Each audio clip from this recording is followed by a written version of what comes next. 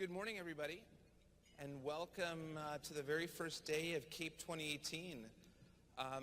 As Mark mentioned, we are off to an exciting start, and we're very thankful for you to join us. And amazingly, it's not just the East Coasters in the room with the time shift, so kudos on all of you for making it. This morning's symposium is about unexplained bleeding in the emergency department. And I am very pleased to have with me a colleague from the University of Calgary. Dr. Adrienne Lee is an associate professor in the Department of Internal Medicine and a hematologist, and you will hear from her shortly.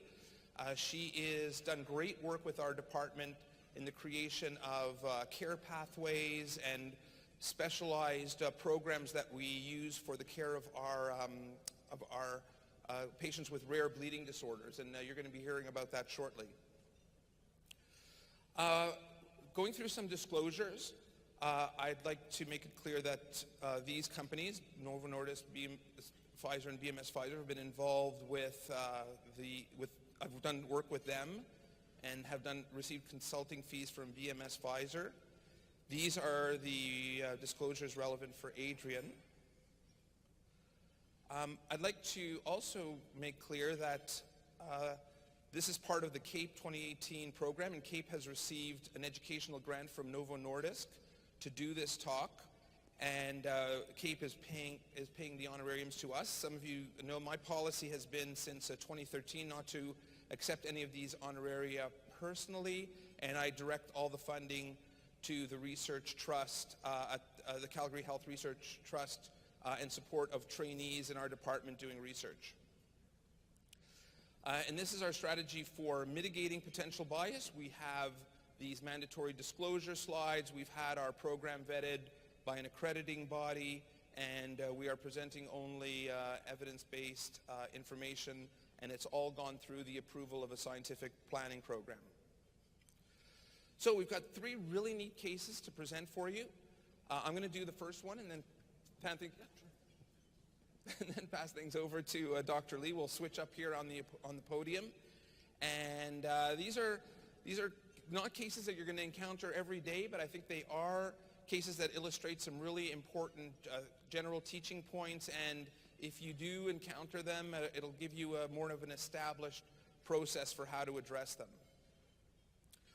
So specifically for this session, we want to talk about some of the rare bleeding disorders when a patient presents with a kind of an atypical picture. Now, some of you who don't know and are new to Calgary might not be aware that this city is the epistaxis capital of Canada, if not the world. I don't know if it's something about the dry climate or the high altitude, but we just, compared to when I was working in Montreal, we see probably 10 or 20-fold the epistaxis. So there's going to be, not that every patient with epistaxis needs a workup, because we'll be here forever, but it's how to pick out that bleeding picture that doesn't quite fit. We're going to talk about working up a patient with a bleeding disorder and giving you more of a Canadian context, and then especially Adrienne is going to show you a treatment algorithm that is going to hopefully take advantage of the local network that you have or people that you can consult when you're dealing with one of these patients.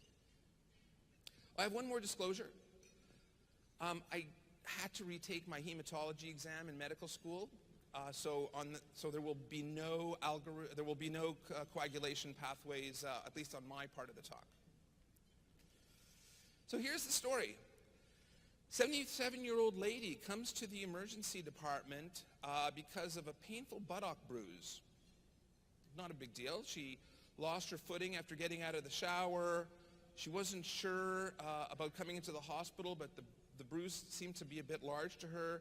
She kind of knocked herself into the bathroom counter after she lost her footing.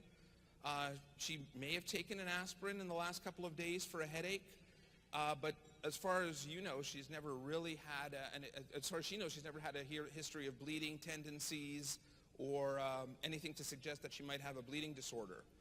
And that's her presentation on day 1. So your first astute observation is that ain't no buttock. and that's very good. We wanted, it was a little early in the morning for this. We wanted to be PC. So this is what it could look like. This is the kind of patient we're talking about who has a fairly good-sized subcutaneous hematoma with a story that's kind of benign in terms of trauma, but could potentially be something that could have developed from a minor traumatic incident. So she's a type 2 diabetic, takes medication for dyslipidemia and hypertension, no known allergies. She took aspirin on a regular basis a few years ago, but had some skin effects, as we've seen commonly with aspirin-taking patients, and she decided to stop that on her own. And what you see is this large 15 by 20 centimeter hematoma on her buttock. It's fairly superficial, there's no collection, and there's no other bleeding stigmata. So reasonable plan, I think. This is a traumatic hematoma. You do kind of an expectant management. It should get absorbed on its own. And although it's a little bit frightening, it's probably traumatic, and maybe we'll just let it go from there. Follow up with her family physician. But if there was a day 1, you know there's a day 2. And she comes back now because the hematoma has grown and is increasingly painful. And now there's some fluctuance. There's some blood collection, but the rest of the exam is normal. At this point, your spidey senses are up a little bit, though. And you say, I'm going to get some basic labs on her. You tick off the hemoglobin level. It's just a bit off of her baseline of 130. It's down to 120, perfectly in keeping with a small collection. And, recently we've undergone some trimming of our order pathways and our coagulation workup. So we only get PT-INRs most of the time now, looking for patients who might have been exposed to warfarin or who may have a bleeding disorder. And the PT-INR, which is now the standard coagulation test in Calgary emergency departments, a measure that has saved us some money, comes back as normal. So look, this is a bulging, tense hematoma. She's uncomfortable. You'd say, well, let me see if I can evacuate this. There's a pocket of area in the buttock, and it's fairly easy through a 3 to 5 centimeter incision. You withdraw the hematoma. She feels a lot better. You pack the wound and apply the dressing. 6 hours later, though, we've got trouble. She has soaked through the gauze. She's fainted at home. And she's coming back now with some evidence of, clinical evidence of blood loss. A little hypotensive, tachycardic, slightly diaphoretic and anxious. So her blood pressure is 90/60, heart rate 110. And you're wondering, okay, we got problems here. So we need to stop this bleeding. And you pull out your Surgicel packing. You reach for your tranexamic acid. And you are going to, you're not at a level where you're going to transfuse, but you're going to keep watching this patient to see if she doesn't recover with normal measures. So her hemoglobin now has fallen significantly, but you managed to stop the bleeding with those measures. And this time you think, well, maybe I need to go a little bit further on the coagulopathy workup, and you add a PTT. It comes back at 78. She had some cataract surgery 6 months ago, and at that time, her PTT was normal. So a new PTT elevation in a patient with unexplained heavy bleeding in the emerge. What else might you consider ordering for her? So this first case highlights a condition that is you may or may not have heard of. It's acquired hemophilia A. We all know quite a bit about congenital hemophilia, but acquired hemophilia A is actually an autoimmune disorder that is a result of an inhibitor, an autoantibody directed against factor VIII. And it's different from congenital because which is caused, of course, by a genetic mutation, in that, of course, that's going to be a disease that manifests in youth and will be. Also, it's a bit of a different picture. Typically, congenital hemophilia will give you a joint manifestation, deep tissue bleeds. The type that we see with acquired hemophilia, which is going to be in much older patients, is going to be more mucocutaneous and more skin. So very rare. We're probably only going to see a couple of cases in every province every year.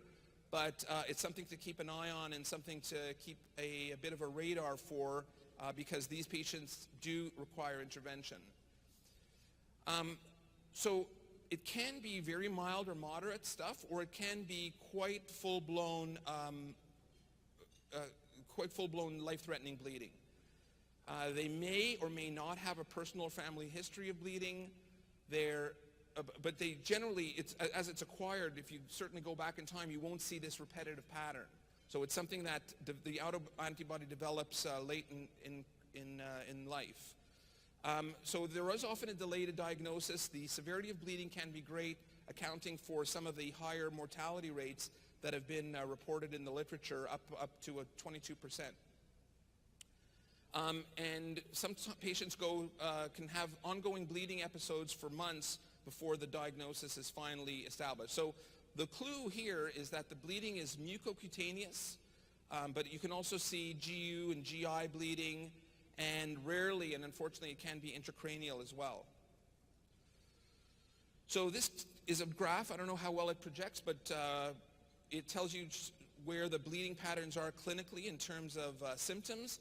And we see muscle, subcutaneous being at the top of the list here, but really all kinds can occur, and including even joint, although that's much rarer than with congenital. The interesting thing is that you have a gender difference a little bit between the appearance of this condition, and look at also the age pattern as well. So mostly it might occur earlier on in life for males, unfortunately, but later on there's a higher peak in women, and it's a disease that typically occurs in their laters and 60s and 70s, not typically an age where you would worry about a bleeding disorder. The other interesting thing about acquired hemophilia A is it's a concomitant condition that occurs with the appearance with other things that are going on. So it could be in conjunction with medications, bleeding, hematological disorders, autoimmune diseases, and malignancies. Monoclonal gammopathy of unknown significance is an example of that. So that could be another clue to get you to the idea that there's something going on. So I wonder if this gives you some reminiscences from medical school. This is called the mixing test. And this is what you might want to tell your coagulation lab to undertake if you have one of these patients. And it'll help distinguish between a factor deficiency and an inhibitor. So of course, if you mix the plasma of a patient with acquired hemophilia A who has the autoinhibitor with normal plasma, you'll still have a prolonged PTT because the inhibitor affects the new plasma that you've mixed it with. If it's a factor deficiency, then the mixing will correct the disorder, and that's like a slam dunk for making that diagnosis. Not saying that you're going to order the mixing test yourself, but the key point is that you do need to keep a high index of suspicion for unexplained bleeding and a high PTT, and that would certainly give you a call, give you reason to give your hematologist on call like Adrian a shout and ask for advice. So we've got a couple of international registries that have looked at this. The EACH2 registry is amongst the largest, and it provides us some of the more descriptive information that we've collected on this, because it's only become really at the forefront over the last few years, perhaps more because we're seeing patients with more chronic hematological conditions, or using a wider range of medications that have been associated with that.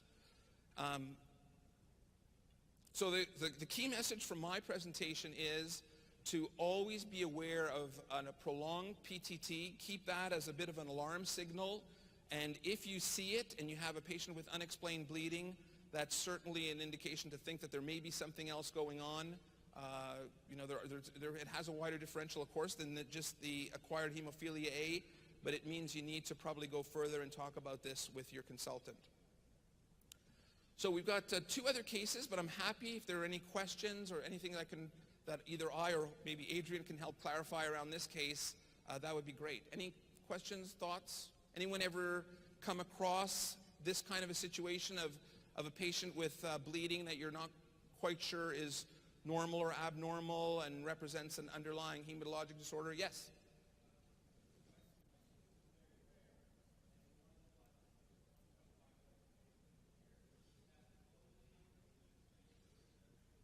Sorry, that's 1 per 1.5 million population. So sorry, that may have come out as a typo.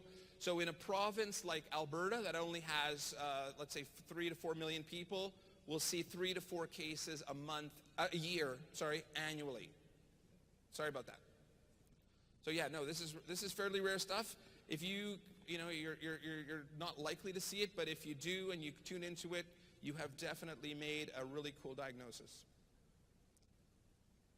All right, well, thanks for your attention. If there's no other questions, I'm going to pass the baton over to Dr. Lee, who has 2 other cases for you that are going to highlight some other aspects of bleeding evaluation.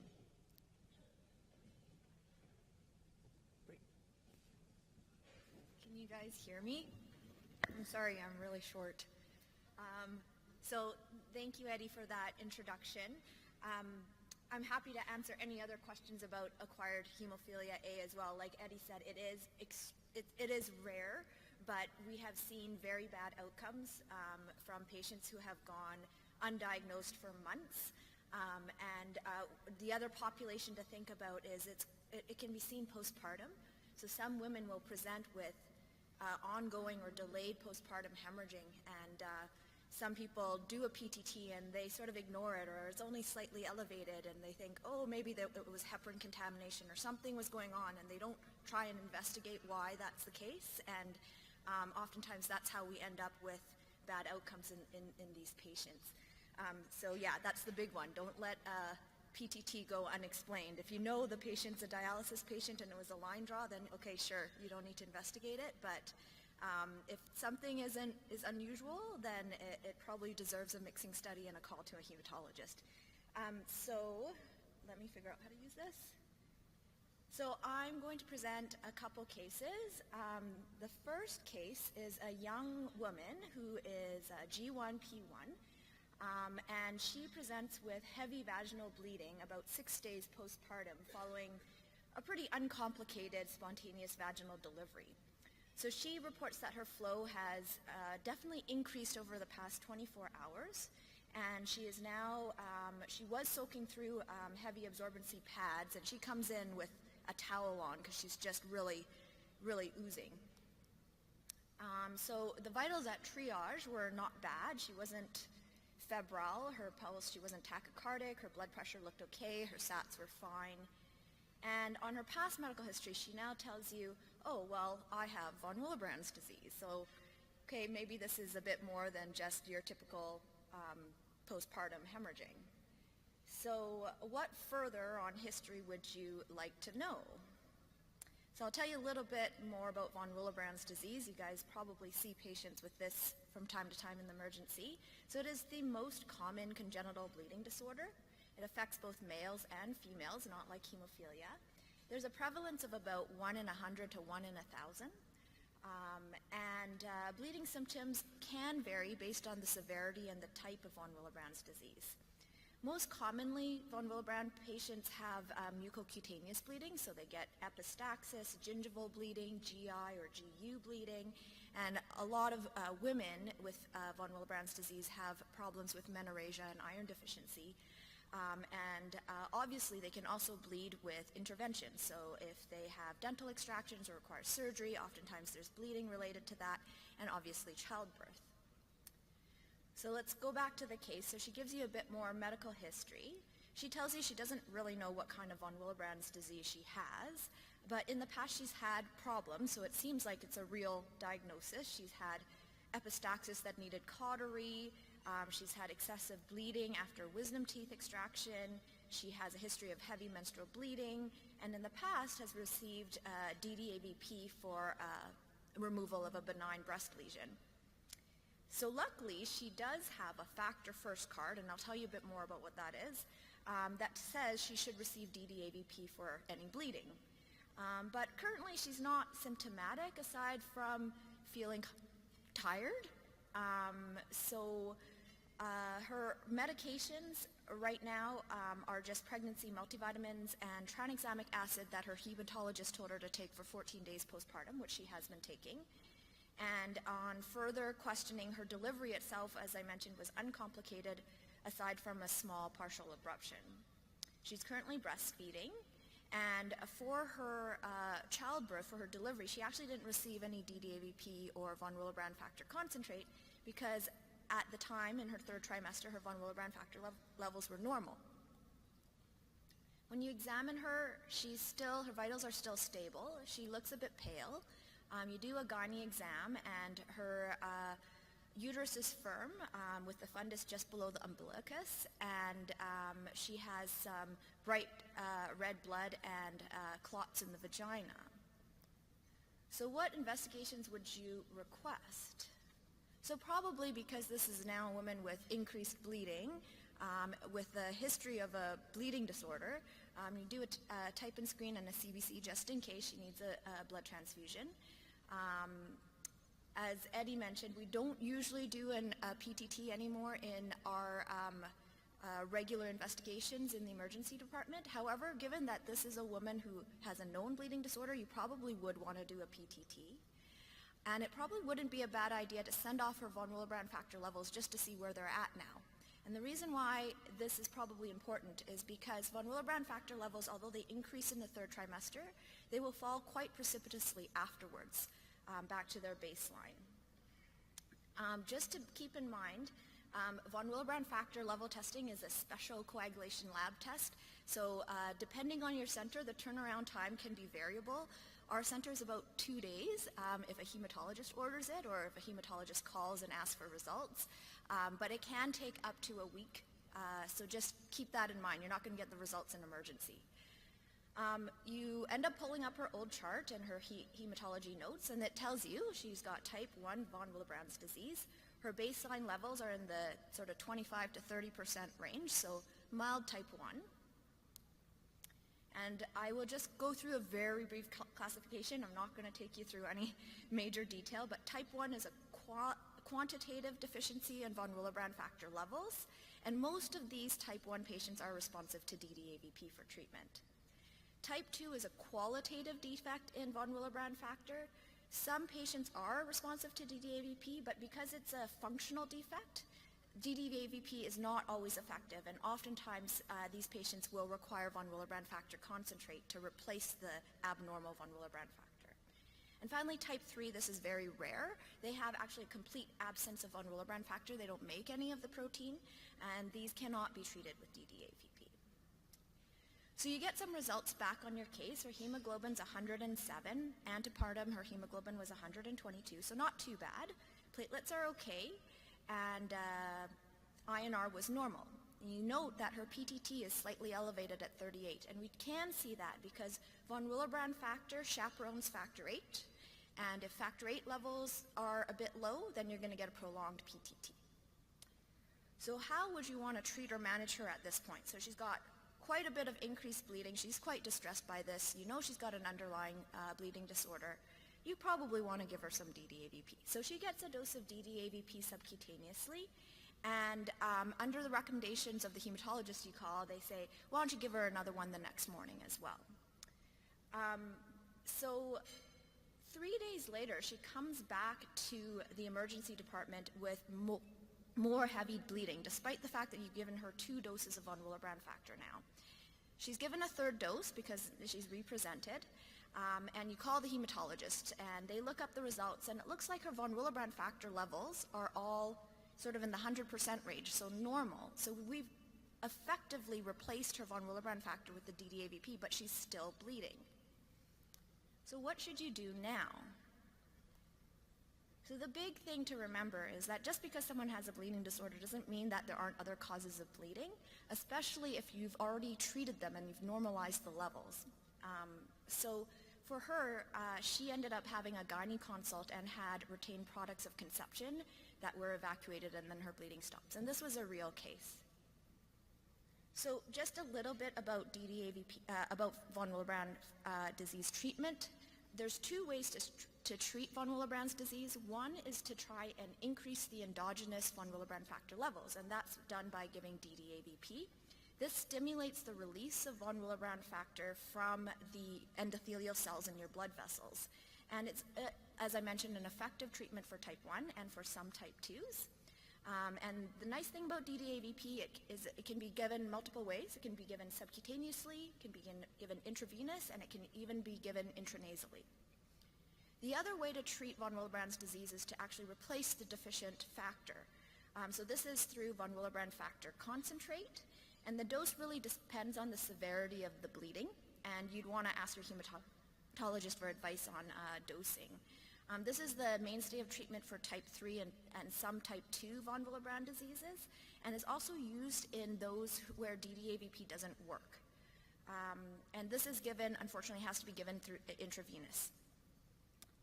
So just a few clinical pearls about von Willebrand's disease. These are just things that I've been asked by eMERGE doctors before, and to keep in mind. So DDAVP, it's basically a synthetic kind of version of ADH. So it can cause symptomatic hyponatremia and seizures, especially in the extremes of age, so the very elderly and the very young. So oftentimes we suggest that patients limit their fluid intake to 1.5 liters or less for about 24 hours after they get their DDAVP. Repeated DDAVP dosing can also cause something called tachyphylaxis, meaning it just doesn't increase the levels as much anymore after sort of 3 or 4 or more doses, so that's something to keep in mind. And really, by the time you're getting to the second or third dose of DDAVP, you probably should be calling your internist or hematologist. The use of antifibrinolytics like tranexamic acid are really helpful, especially for mucocutaneous bleeding, and can be given in combination with DDAVP. As I mentioned, it can be given subcutaneously or intravenously. The big thing I want to emphasize is if you're going to give it intranasally, please make sure you're using the right dose, because it's not the same dose as the enuresis dose. It's much higher. If you give the enuresis dose, it's not going to do anything. Just a few pointers about VWD in pregnancy. We do know that von Willebrand factor and factor VIII levels will increase in pregnancy and can normalize, especially in the third trimester. If they normalize, we generally don't recommend any primary hemostasis at the time of delivery, and oftentimes they can get neuraxial analgesia without any problems. Delayed postpartum hemorrhaging, however, does occur because von Willebrand factor levels, as I mentioned, will fall back to baseline quite precipitously afterwards, which is why we often recommend tranexamic acid to all these women for 2 weeks. And the one thing to remember is that if there's continued bleeding, despite adequate VWD treatment, you need to look for anatomic or other causes of bleeding. Are there any questions related to this case? I know that was a lot of information. Oh, yes.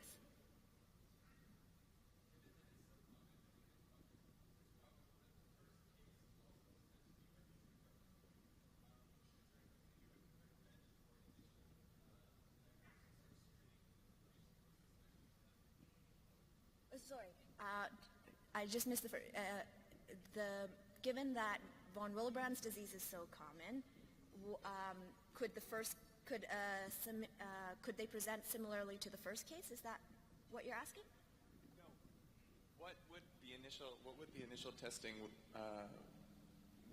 testing would you recommend in the emergency department if we suspect someone of having von Willebrand disease?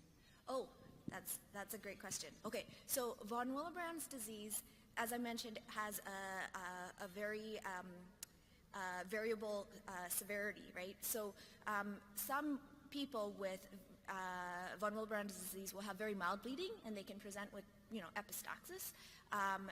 Generally, I would recommend that you do an INR and a PTT and a CBC to start with. Usually, if those are going to be normal, it's not going to be a very severe von Willebrand's disease, because more severe von Willebrand's disease, as I mentioned, will also see a decrease in the factor VIII levels, because von Willebrand factor and factor VIII go together. So if the PTT is not prolonged, it's unlikely they're going to have a very severe kind of type 1. If all of those initial investigations are are negative and they come back with repeated bleeding, then I think that they need more extensive workup, and that's when you would refer on to hematology. I would say it would be unusual for a mild VWD to come in sort of undiagnosed with significant bleeding in the emergency room. Typically it's bruising, epistaxis that's required cautery, but then a lot of people get epistaxis, menorrhagia, but a lot of women have menorrhagia. So oftentimes they present to their primary care provider, like their GP, with these sort of complaints, and then they end up being referred to hematology. So I would say in the emergency department, for the most part, you really shouldn't have to order von Willebrand factor levels. It would be more in the case of a diagnosed patient with bleeding symptoms, and you want to know what their levels are at, especially if they've received some sort of treatment, to decide, did I treat them to an adequate level, or should I be looking for other things going on because their levels have been fully replaced? If that makes sense. Okay. Yes.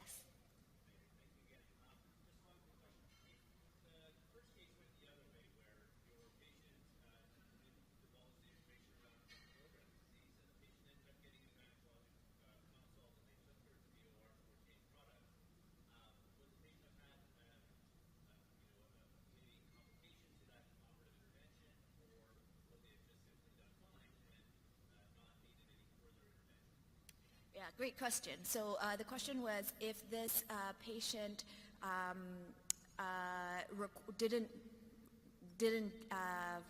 sorry, say again. They didn't provide the information that they had von Willebrand's disease and had a gynecological indication for an intervention to get a DNC to remove the retained products of conception, but would they have had any bleeding complications? So potentially they would have, because if you remember that because the PTT was already a bit elevated, that should already give you an indication that probably there's something wrong, right? Just like Dr. Lang said, you shouldn't let an elevated PTT go undiagnosed. So even if she didn't tell you she had von Willebrand's disease, that might pique your interest and think, oh, this is a little bit unusual. Maybe there is something else going on here other than just a woman who's got postpartum bleeding. Oftentimes, if they do need intervention postpartum, their levels, as I mentioned, do fall back to normal, and we would recommend a dose of DDAVP preoperatively or pre-procedurally.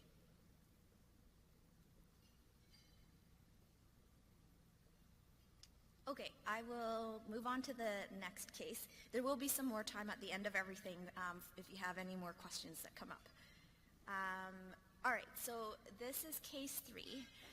This is a 23-year-old male who presents with right-sided abdominal pain and groin pain. And the pain started several hours after he was jumping on a trampoline with his friends. I'll tell you again, this is a real case. He tells you he has hemophilia B. He comes in, he's got a bit of a temp, 37.7, a little bit tacky for a 23-year-old. Blood pressure's okay, 110 on 65, and SATs are fine. He appears really uncomfortable. He's not able to stand up straight. He can't lie flat on his exam bed due to pain. He reports sort of, pins and needles, sort of altered sensation along his right thigh. He's got guarding on your abdominal exam, but no palpable masses, no obvious swelling or bruising or anything over the groin or the abdomen. Get some blood work back, just some baseline stuff, so you sent off a CBC and whatnot. He's got a slight white count, his platelets are okay, his hemoglobin's a little bit on the low side, but not too bad for a 23-year-old. And because he's got hemophilia, you order a PTT, and it's obviously prolonged, and his INR is 1.2. So I wish you guys all had clickers, but this was, so I have a multiple choice question here. What do you think is going on? Does he have renal colic? Does he have appendicitis? Could he have just pulled his groin? Does he have an iliopsoas bleed? Could he have a hip bleed? I will give you the answer. So the answer is D. This is sort of a typical presentation for an iliopsoas bleed. It's an uncommon muscle bleed, but it can occur due to overuse or hyperextension, especially in hemophilia patients. So what do you want to do at this point? You probably want to order some investigations or do something. Do you want to just x-ray his abdomen, get an ultrasound, get a CT scan, or you don't want to do any of those first, you want to treat him? Probably going to say you want to treat him. So these are our recommendations that in a patient with hemophilia, if they tell you they have hemophilia, the first step before you do anything, if you suspect bleeding, is you need to treat them first.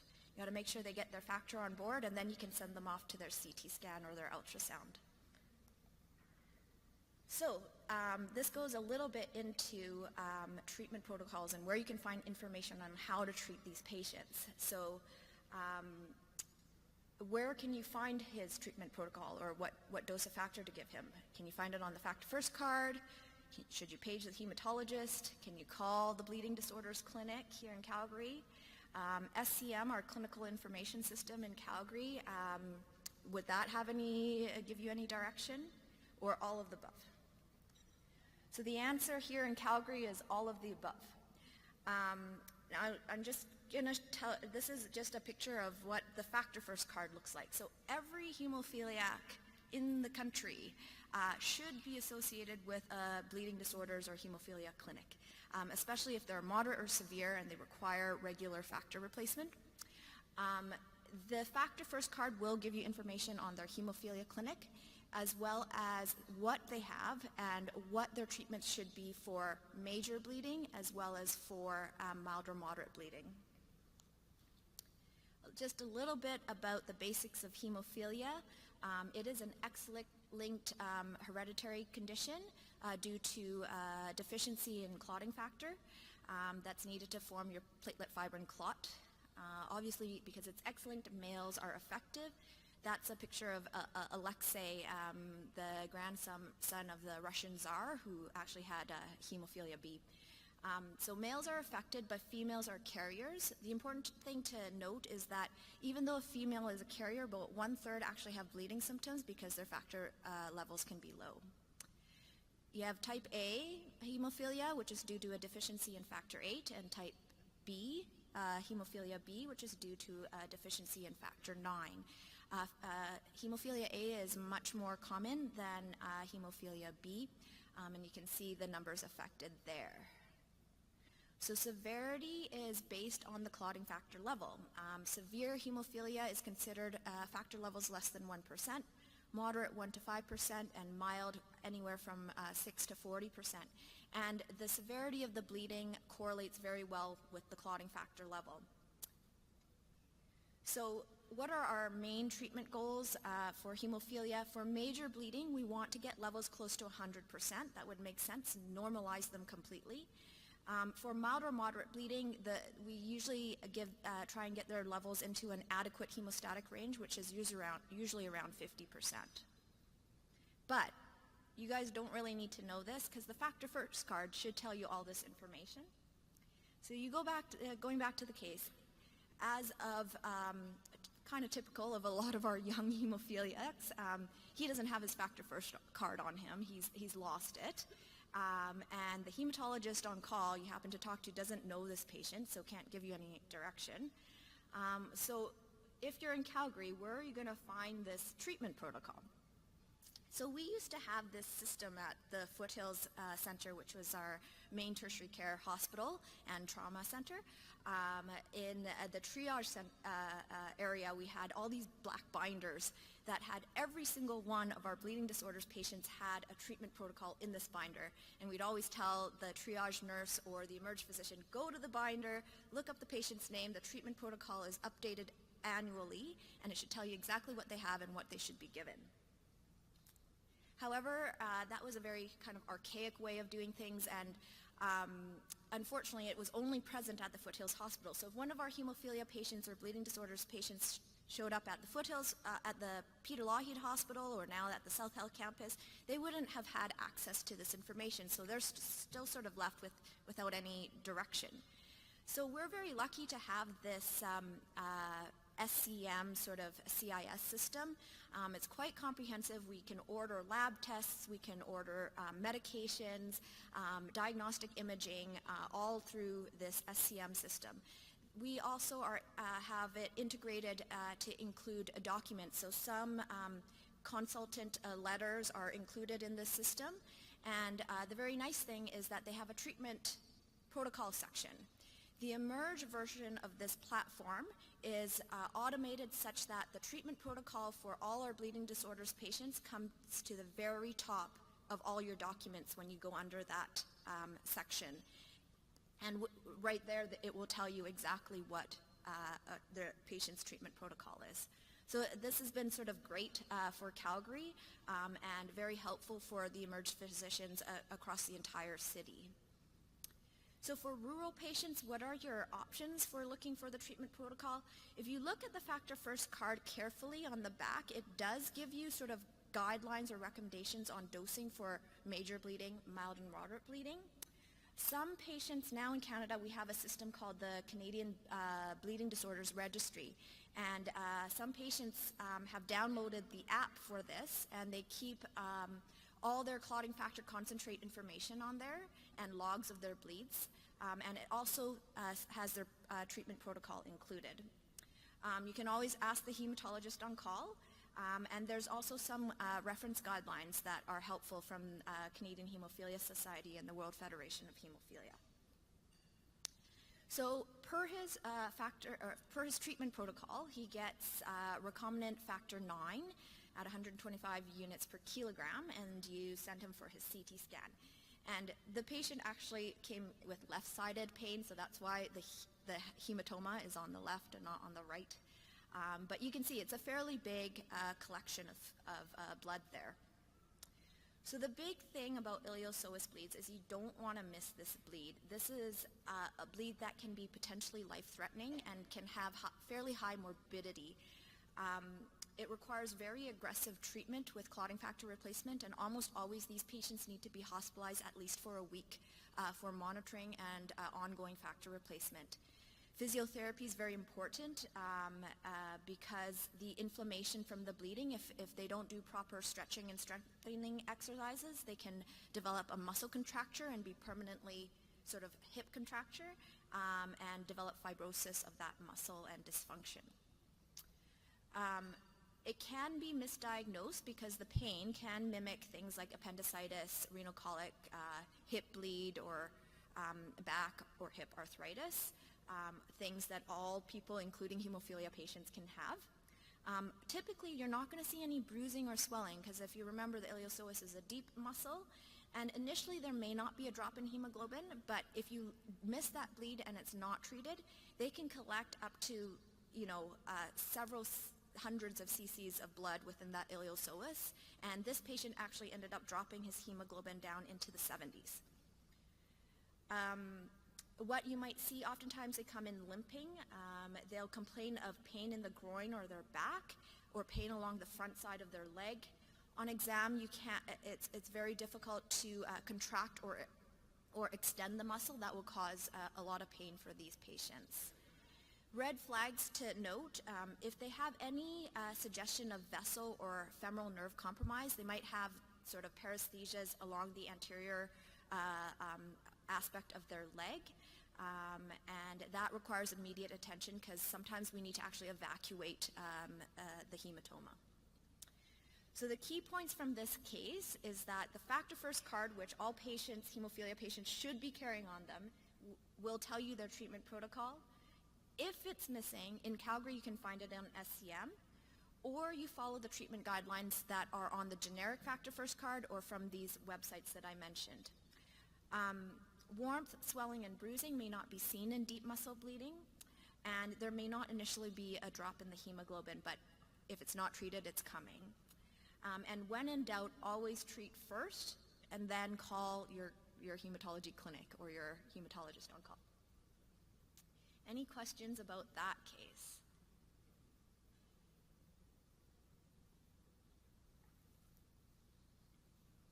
Okay, I think Eddie's coming back up here, and then we'll open up the floor for general questions as well. Please join me in thanking Adrian, some great pearls for her presentation. And I would just point out that some of the work that was done with the rare bleeding disorders patients in Calgary in terms of creating online documents that provide a pathway of care for them has been taken to many other conditions now. So we do pathways and specialized treatment protocols for a number of different patients here in the city who have either neurological complaints or other kinds of metabolic disorders, so that we're not scrambling to figure out how to treat these patients when they come in a crisis or with specific problems, but it's right there embedded in the electronic health record. So that's really helpful and led by the hematology team. We do have a couple of minutes left for some extra questions, or even if you hematologists in the house kind of questions. Yes?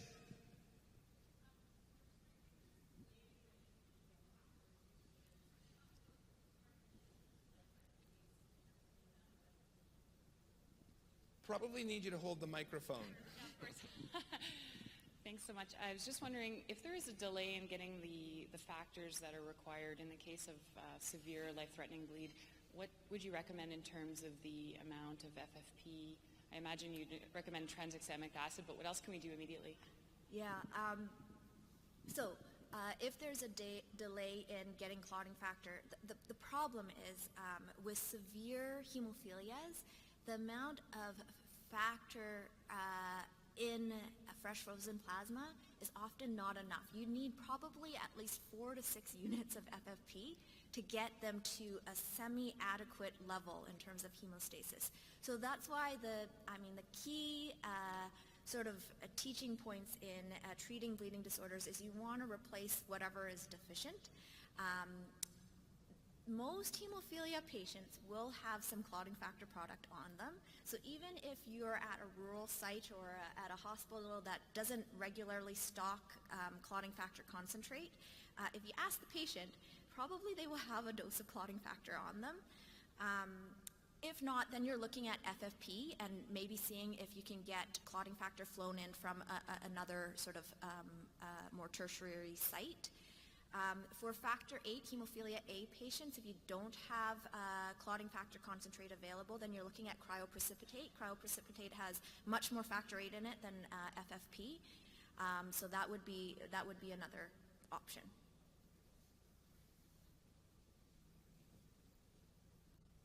Hopefully hemophilia patients are not traveling without their clotting factor concentrate on them. Hey, sorry, just one more question here. Very interesting case one for the acquired hemophilia A. Can you touch a little bit on the management? Is this one of those where like FEBA is actually useful? Yeah. You want me to answer? Yeah. Great question. So because you have, like you mentioned, we do need bypassing agents. Because you have an inhibitor directed against your factor 8, giving them more factor 8 isn't going to do anything. It's always still going to be less than 1%.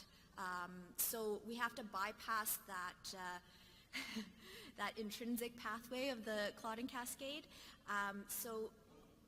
We recommend either FEBA, so the activated PCC, or recombinant factor 7A. Both of those have been shown to be effective in trying to control the bleeding, and oftentimes it needs several doses. The problem with having an inhibitor present is that even those bypassing agents are still never going to be as effective as having factor 8 around, because factor 8 is just such a great thrombin generator, right? So that's why the most important thing in acquired hemophilia is first to try and stop the bleeding if they're bleeding, and then second, to give them some immunosuppressants to get rid of the inhibitor. Adrian, just a question for me. We are looking at over the years, because of a number of randomized trials looking at tranexamic acid in a variety of settings, are trying to use it more liberally in bleeding management, both traumatic and unexplained. Is there any words of caution around TXA use? Yeah, so tranexamic acid is great. It's an excellent antifibrinolytic, great for mucocutaneous bleeding, and we often use it in conjunction for almost all of our bleeding disorders. The only cases where I do recommend caution is if the patient has frank hematuria, We do get concerned with obstructive uropathy because you can actually develop clots within the entire renal collecting system, and they can run into renal failure. So that's one situation. The other situation I recommend caution is that if you're giving tranexamic acid, it probably shouldn't be given in combination with activated PCC, so FEBA, because there are cases of thrombosis that occur with that combination. Whereas with factor 7A, it's generally okay, and even with our other clotting factor products for our hemophilia patients, it's okay to use in combination. Awesome. Any other questions out there? No? Okay, well, I want to thank Dr. Lee again for joining us this morning. There's been some great pearls, really some good take-home stuff that I hope you folks have found useful. Thanks to all of you for waking up early and coming on out. And I think we've got a good 15 or 20 minutes before the next plenary starts. So thanks, everybody.